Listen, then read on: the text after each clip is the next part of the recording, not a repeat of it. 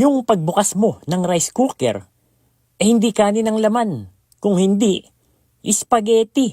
Aba, teka muna, pwede palang magluto ng spaghetti dito sa rice cooker.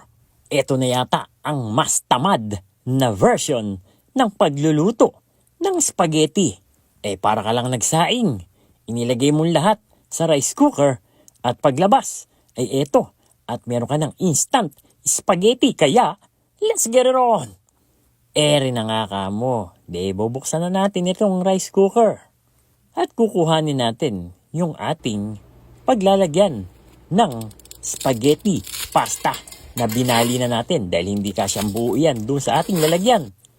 Isang lata o katumbas ng 284 grams ng mushrooms.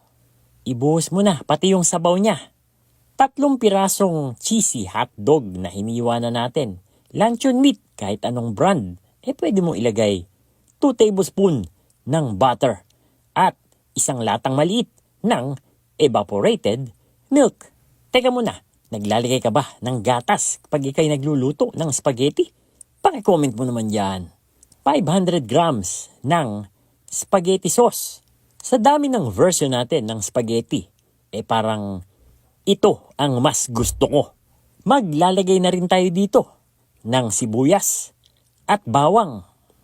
2½ tablespoon ng soy sauce, garlic powder, at syempre, black pepper. Buksan mo na ang ating rice cooker. Ilagay mo na at maglalagay na rin tayo dito ng tubig. Kompleto na. Pwede na natin itong isarado at pindutin. Maya-maya maririnig nyo na ang kanyang pagkulo. Kapag ito'y narinig nyo na, lagyan nyo na ng shredded cheese. Kung wala kayong shredded cheese, pwede nyo gadgarin yung cheese bar. Hihintayin lang natin na pumitik ito sa keep warm at ready na ang ating spaghetti. And there you have it, K&D Nation, mga kadadilicious. Ito yung mas pinatamad na version ng instant spaghetti sa rice cooker or sinaing na spaghetti. Bahala ka nang mamili kung ano ang itatawag mo dyan. Basta, ang importante, nakapagluto tayo ng masarap at paborito nating lahat. May okasyon man o wala, pwede ka nang magluto na hinihintay mo na lang maluto. Para ka nga lang nagsaing.